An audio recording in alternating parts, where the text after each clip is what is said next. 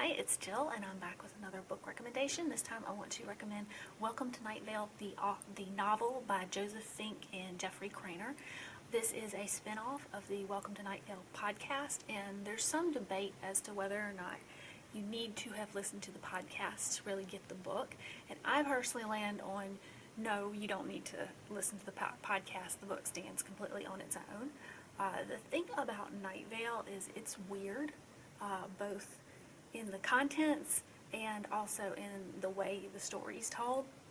Night Vale is this small town in the middle of the desert where weird stuff just happens. The city council is shadowy figures in hoods. Their equivalent of an Eagle Scout, involves human sacrifice, and then they've got like a miniature culture world underground underneath the bowling alley, and then this is all just normal. I mean, it's reported in the weekly local news show right alongside bake sales and homecoming and the weather.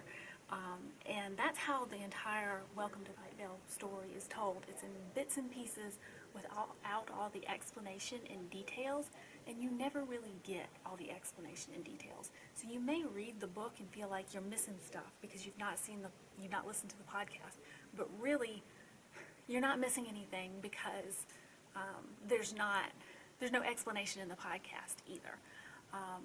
And I think Welcome to Night Vale is an excellent book for anyone who feels like they have just, read it all and everything's predictable, because, sometimes you get in that kind of rut, because it is not like anything else. It's like delightfully quirky and humorous, and it's surprisingly insightful. If you Google Welcome to Night Vale quotes, you can kind of see what I'm talking about, because everything's a little twisted, but it's stuff you can relate to that's very, very insightful. This particular book is actually all about growing up and families and moving on, and it's all kind of told through the story of Diane and her son, who is a teenager and he's changing. And since this is Night Vale, he's literally changing. He's a shapeshifter. And Jackie, who is a local pawn shop owner. So yeah, I really recommend Night Vale. I really enjoyed it. And if you are a person who really wants concrete answers and everything neatly tied up, Night Vale is probably not for you. But if you're looking for something really different than the norm, I'd say give it a try. Another thing you should give a try if you've not had it already is kimchi. It's Korean style fermented vegetables, which doesn't sound that great, but they're kind of spicy and pickled and really delicious. There's a reason why kimchi is part of like a staple of the Korean diet, and they tend to eat it with practically every meal.